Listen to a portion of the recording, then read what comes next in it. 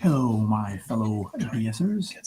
Second Dragon Spawn here, introducing episode 374, recorded on January 10th, 2022. And as usual, are Brett and Sean, our sexy beer hosts. Take it away, Brett and Sean. The Year of the Tiger. Grrr, arg.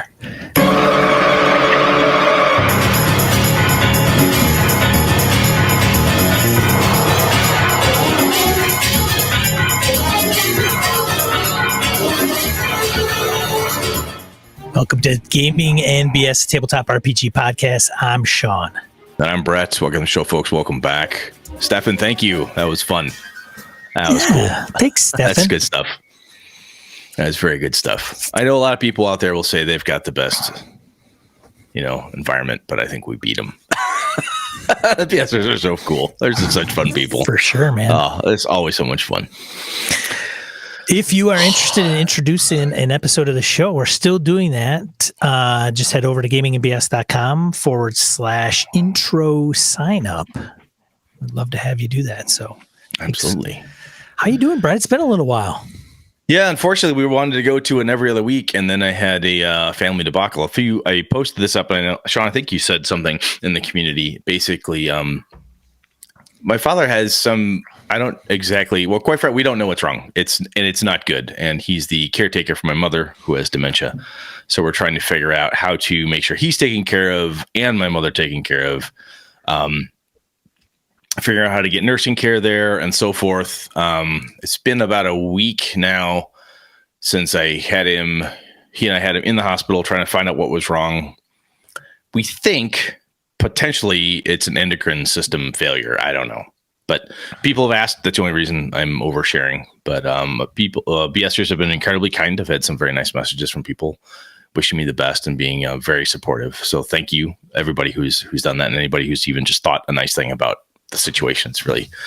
It's pretty touching, honestly, because it sucks. It's not a lot of fun right now. So unfortunately, I don't know what that's going to do to BSerCon for me. I've got 2 games I wanted to run on Friday and Saturday. I promise Sean that by Wednesday evening, I will have my situation for the weekend sorted out. That's the big doctor visit day with Dad and my mom and so forth. So there's a lot going on there. I'm hoping answers and next steps will be forthcoming, but that could well completely fuck up my weekend plans because somebody's got to make sure that they stay alive and are healthy and taken care of. And that's me. I'm the one that's here. Yeah, I don't think anybody will balk at that. So no, I don't think that's anybody does. Like, hey, what the hell, man? They may not know you. That's possible, but that would be possible. Yeah. But anyway, again, thanks, Sean, and you've been great through this too. Just like because I caught you at the last minute, like, dude, I can't do this. You're like, hey, man, that's fine, that's cool. No worries, man. I know. I like with the Delta Green thing. I hate failing. And it pisses me off when stuff happens like that you can't control and stuff goes to shit, but it's got to get taken care of. So, man, it's been a while. Let's talk about something a little more fun. I had, I wrapped up my Return to the Tomb of Horrors game.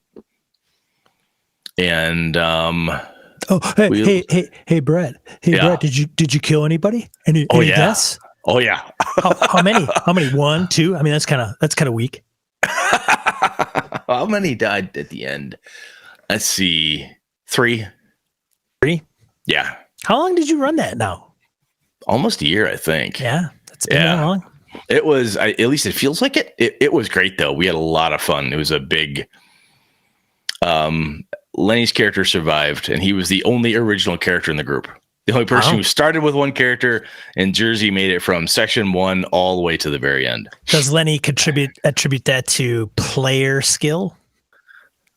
He said he'd like to call it player skill, but he knows it's luck. He was one of the people who got very cautious when things got really, really dangerous.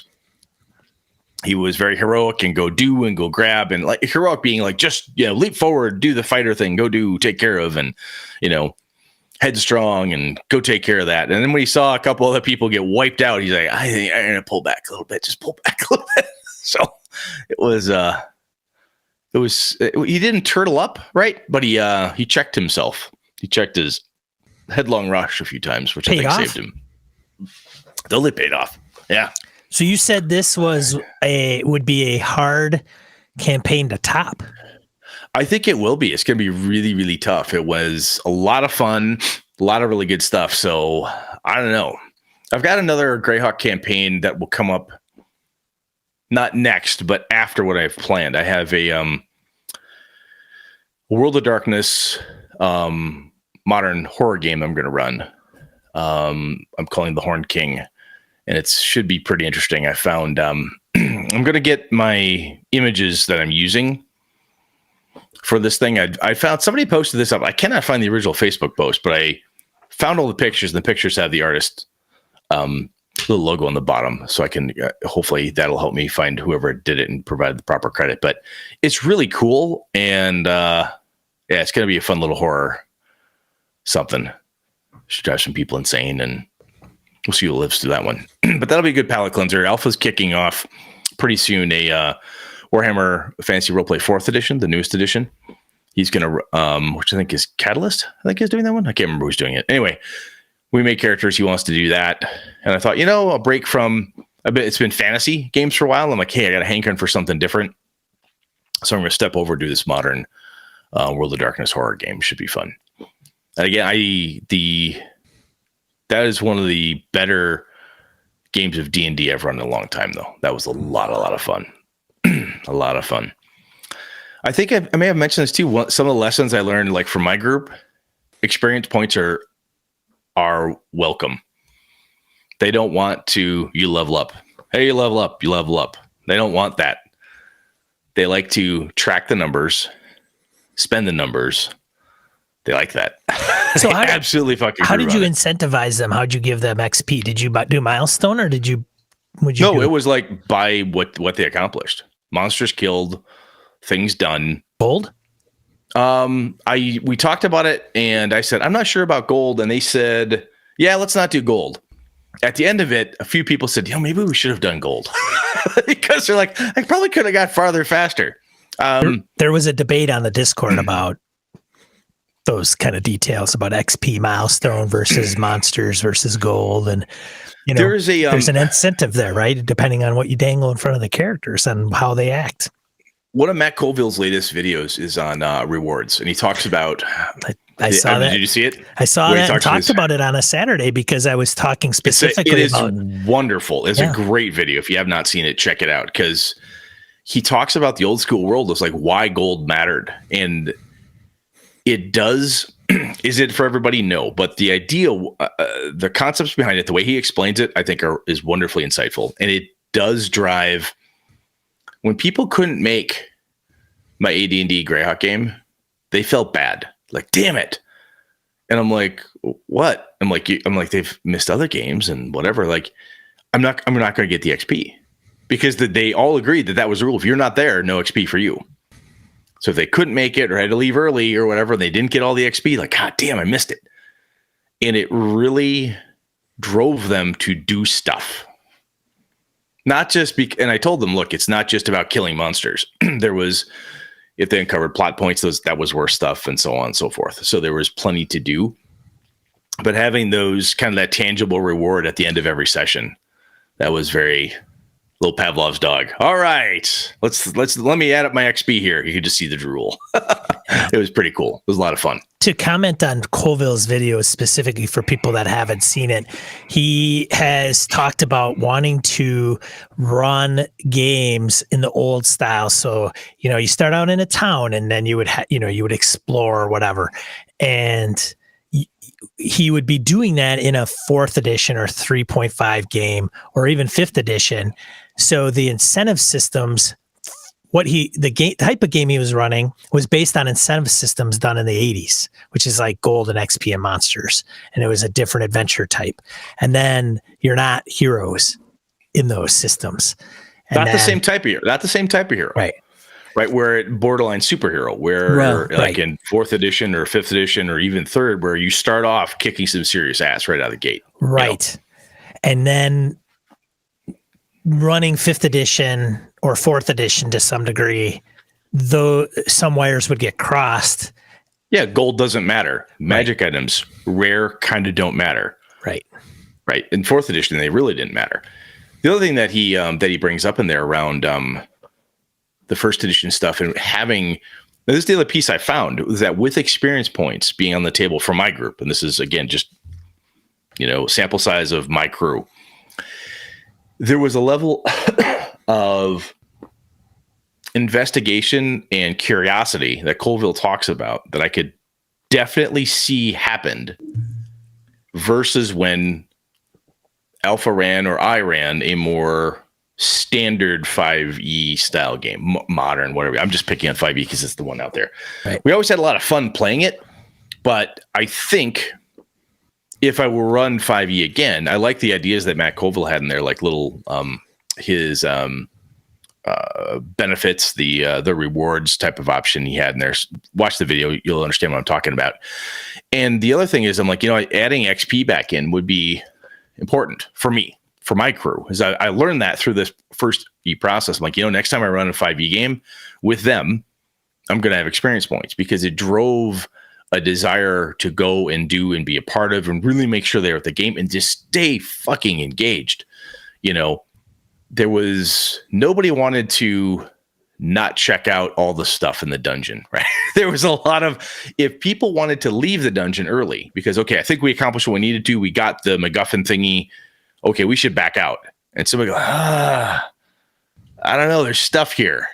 That was a legit concern. Like, we need stuff. We absolutely need stuff because if we don't get the stuff, we can't have the gear because we need the gear for that. That's where our power comes from and so on and so forth. So it's a different style of play and a different reward system. So that's pretty cool. It was a lot of fun. So, man, that's my total sidebar on Greyhawk and 1st edition stuff. But what have you done gaming-wise since you and I last talked? Forbidden Lands is still going. Things are. Oh. We had a funny incident with a river crossing.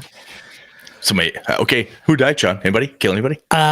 Pretty close. Almost really? Killed Phil's character. Yeah, he was almost. He almost drowned. He almost drowned. Yeah. Oh my gosh. Yeah. He was. Yeah. Him and I think Wayne's character was sucking wind pretty bad. As a matter of fact, Wayne's character on the last one, he failed to make camp roll. So he would have been hit with lice. And with that, he would have taken a point of agility, and he only had 1 point, which would have made him broken in agility. So he had no agility left. Oh, God. I think it was, right? And then to make it more kind of coalesce with kind of the situation, instead of getting lice, since he just came out of a river, we just had him make camp, and he was infested with leeches, which would also slightly different parasites. Which would make it kind of better because the agility piece, right, would definitely play a role in that. So that's been going. Tomorrow night, as of this recording, Cyberpunk Red is still going. I had a conversation with my buddy Joe over the weekend in Hawaii. So, talking about, he's in the second session of, this is the Curse of Strahd guys, right? Jeff and Joe and the gang and Andy. And Joe decided to jump on that bandwagon, and, I'm just like, how's it going? Kind of told me. I said, okay, well, I'd love to play with you guys again, but here's kind of the situation. And, we went back and forth, and I don't think anything's coming together there. Unless it's like a play-by-post, maybe. So we'll see. Like he's in Hawaii. There's 4 hours difference now, and then when daylight savings time kicks off, it'll 5 be hours difference. 5 hours difference, and then he's got 1 day off or 2 days. I can't play on a Tuesday at noon or whatever. Or 10 o'clock at night for him. Dude needs to find a local group. Well, so or time zone adjacent group. Yeah, so we'll see what that looks like. But I think, once, like I said, Cyberpunk Red potentially wraps up, I will probably. Is there any insight for that one? And I'm not saying that to be negative. I don't. that's the question. I haven't gone to Jimmy and said, "Hey, man, kind of what's your plan with this thing?" And usually they'll play until Jimmy or the DM or the GM will usually come to a point where it's like, I think I'm going to wrap this up in like 2 more sessions. I'm asking that because you and I talked about, knowing if the end is in sight and so forth. And right. Post that episode, the more I've thought about it, I got more questions from my crew. Like, hey, how's the Greyhawk thing? Are we close? What's next? Because they could feel the end, coming. And when they couldn't feel the end of a few other games, you would get the question. And it turned out like it wasn't, we're sick of this shit. It was just like, just curious. Yeah. So the next thing, I don't know if I could play. I don't think I want to do a grand campaign. I want to do like a series, and that series could be less than 10 sessions. So I don't know if that's another Forbidden Lands group that I kind of run in parallel with the other group, which would be fun, very short, kind of done. It could be, part of me is like, let's bust out some old modules and I'll run Pharaoh or Tomb of the Lizard King, whatever. We'll just start out with, here's a module 1 to 3. Run it. Hey, here's another module, 2 to 4. Mm-hmm. Who's got, and then after that, people have 2 or 3 characters and they're along the spectrum of levels. I'll say, hey, I'm going to run, this module. The only problem is when we used to run those, we could run them in one setting, or it would be the same group because we could just, we didn't have a life. We were kids.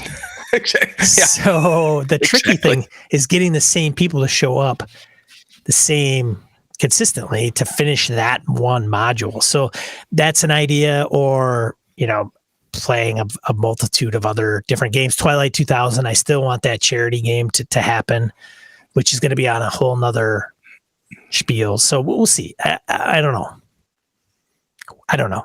We'll see after BSRCon how things go and where all the dust settles, I guess. Yeah, I'm waiting for the personal dust with the folks to settle so I can like, oh, this is what free time looks like now. Or wow, this is my life has changed slightly for next month, 2 months. How long is this going to be? What does it look like? So, I am actually contemplating very heavily. I'm gonna have somebody that I'm gonna talk to about play by post, and I'll probably kick off a play by post. And if in my brain I have an idea of what works best for play by post, like the type of game, the type of people, the expectations, right?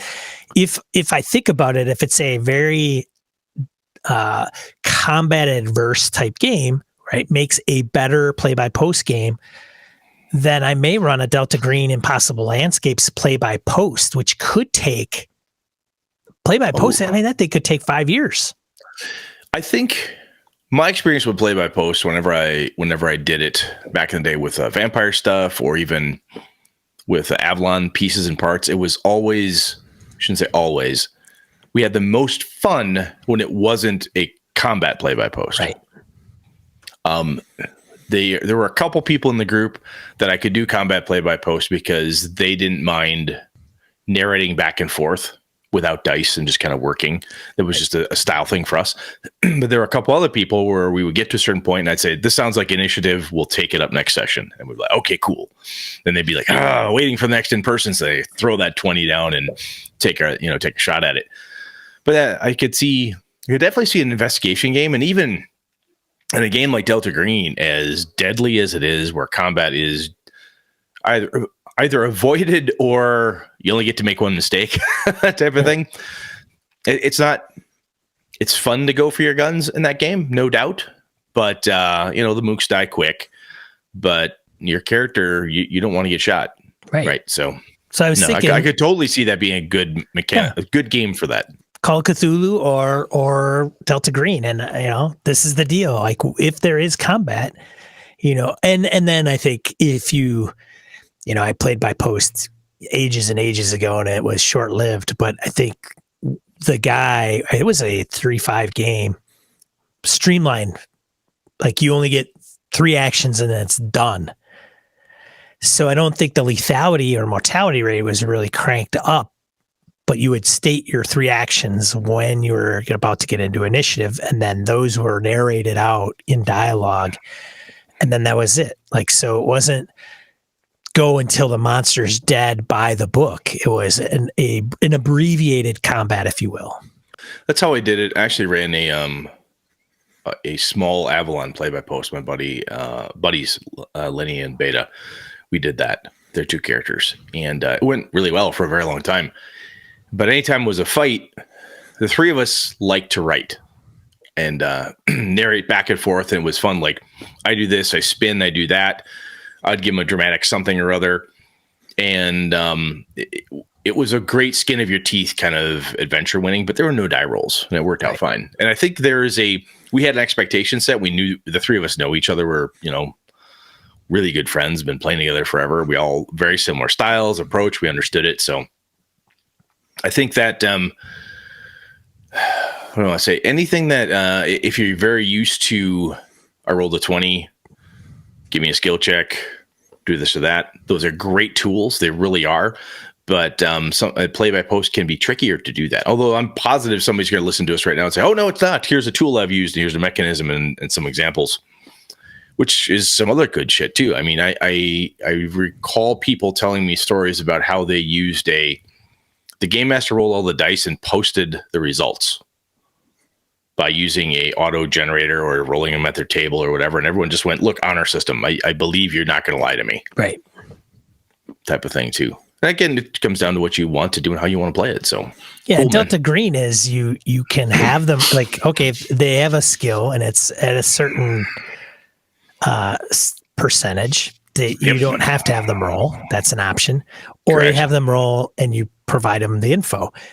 That system's pretty easy, straightforward. Like some of the other nuances is, in that downtime space when you start seeing a psychologist or psychiatrist and you're starting, but even that's a lot it's of also not role-playing. uber, and it's not uber tactical where it's 5 foot squares matter. Right. And I'm just picking on the 5 foot squares. I mean, I love me a good tactical game. Do not get me wrong. I love pushing lead on the table. It's a great deal of fun. But if you want to do play by post and you're like, okay, so the fireball is X number of squares by this. Like, it's kind of like, all right, everybody on roll 20.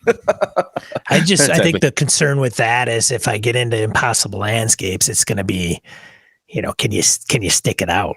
So my perspective, if I were to do it, I think I would pick a smaller adventure, get the feel for it, and go, wow, that was fun. I could do impossible landscapes now. I got it.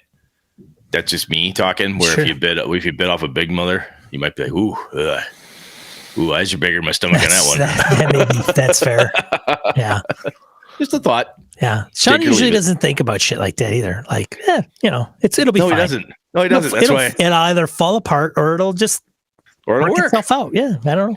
Which is some of the beauty of Sean. Sean's like, it didn't work. You upset about it? Kinda. Whatever. Next. I don't know. It could be a complete flop or could go nuts, and it went nuts in a good way. So we'll see. I hope I can make it, man. Yeah. Well, if you can't, there'll be another. Well, I'm sure there'll be another one.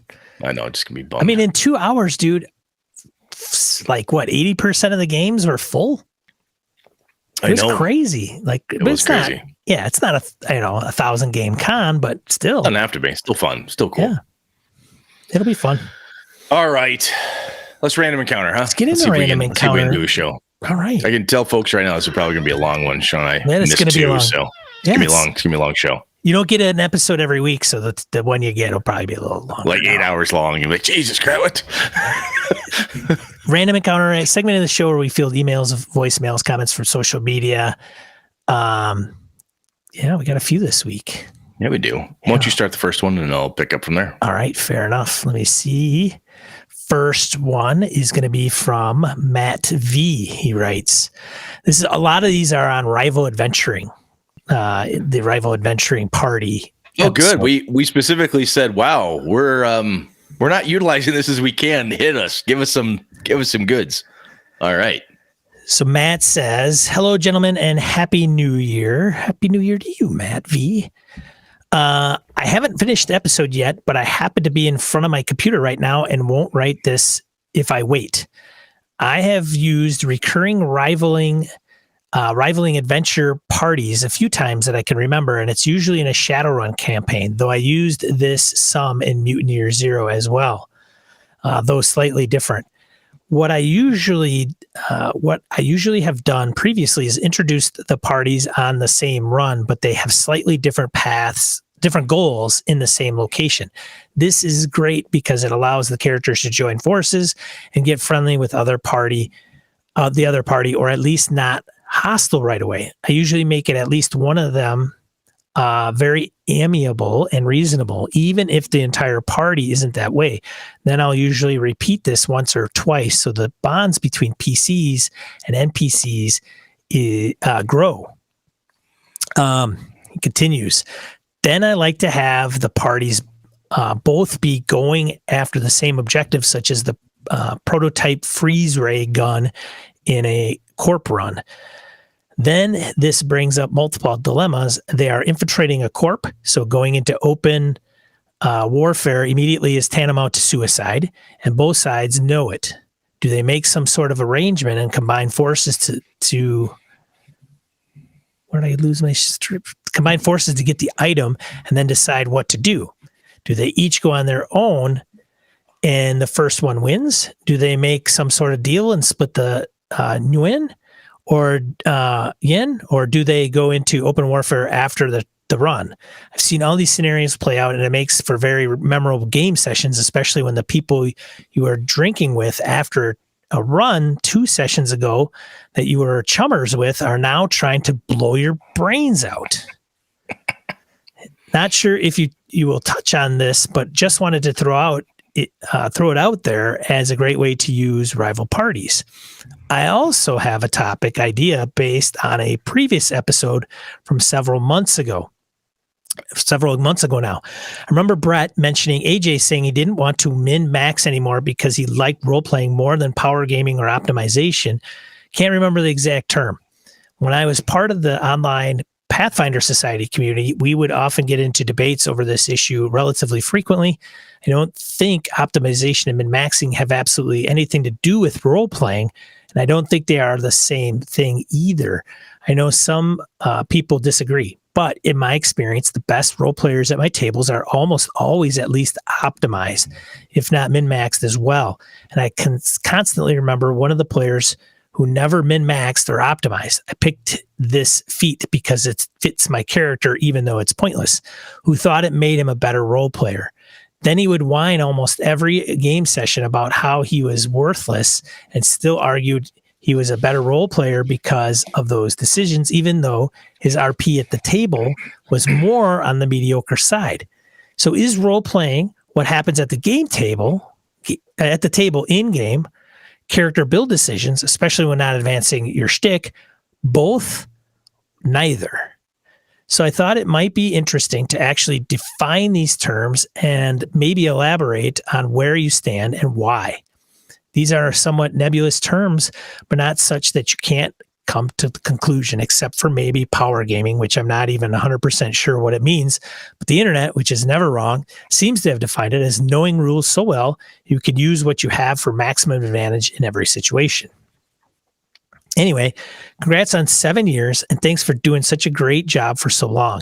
I came in early during year 4, have listened to every episode and the back catalog, and you are still the only gaming podcast I've found that I always tune into and enjoy. Thanks. That is a lot of podcasts to listen to. So, Matt, thank you. That's awesome, man. Matt's a trooper, man. Damn right. Jeez. Probably some real stinkers in there too. So thank you, Matt, for suffering through it. Yes. So that is some awesome stuff. When I heard Sean reading through that, I'm like, oh my God, what a beautiful setup on that Shadowrun game. Right. The rival party's like, hey man, we're buds. It's cool. And then wham, it starts to fall apart. The challenges come. I like that. That's a great way to do it.